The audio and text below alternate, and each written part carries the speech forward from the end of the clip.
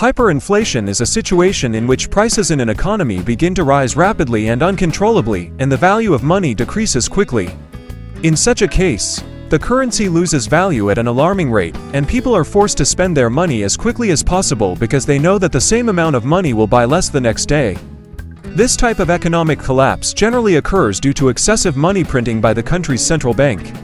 Normally, inflation increases in parallel with the growth of the economy.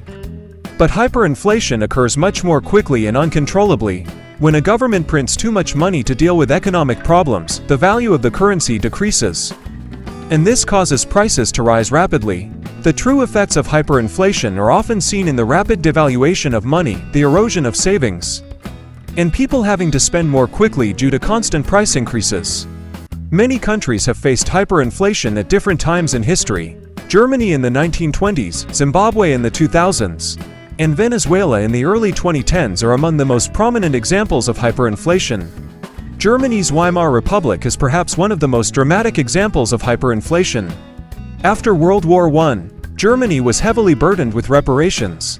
This heavy debt load forced the German government to print large amounts of money.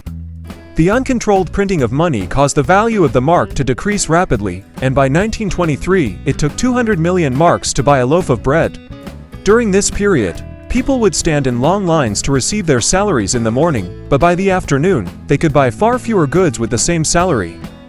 The value of the mark decreased so rapidly that people began to view it merely as a piece of paper.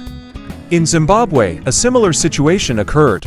By the end of the 2000s, Zimbabwe's hyperinflation became so severe that its currency nearly became worthless. In 2008, the inflation rate of the Zimbabwean dollar was rising at a rate of 89.7% per second. At one point, $1 was equivalent to 35,000 Zimbabwean dollars, but inflation increased so much that by 2008, $1 was worth 300 million Zimbabwean dollars.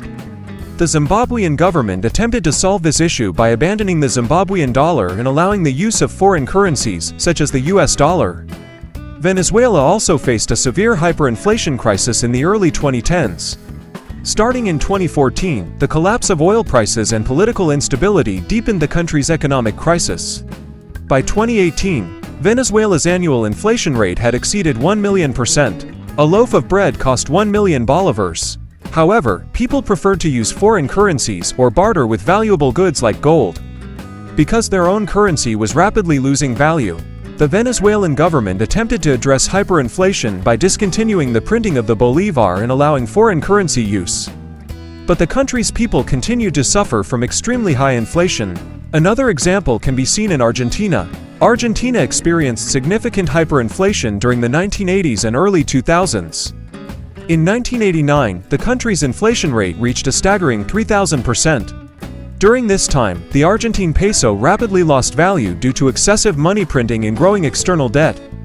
Many people in Argentina started to use precious metals or foreign currencies instead of their own currency.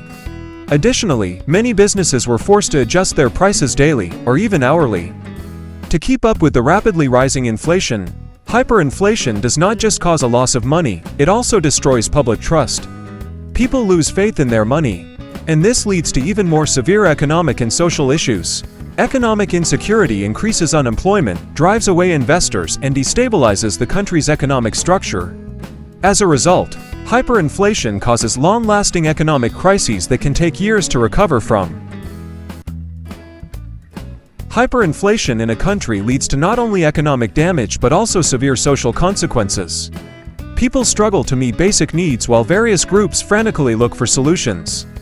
However, dealing with hyperinflation is not easy, and it often requires many years of difficult processes to stabilize the economy. Ultimately, hyperinflation is not just the rapid devaluation of money. It is the beginning of the collapse of a nation's economic order, confidence, and stability. For a country to recover from hyperinflation, it needs strong fiscal policies and international aid. Otherwise, it will lead to significant social and economic hardships for the people.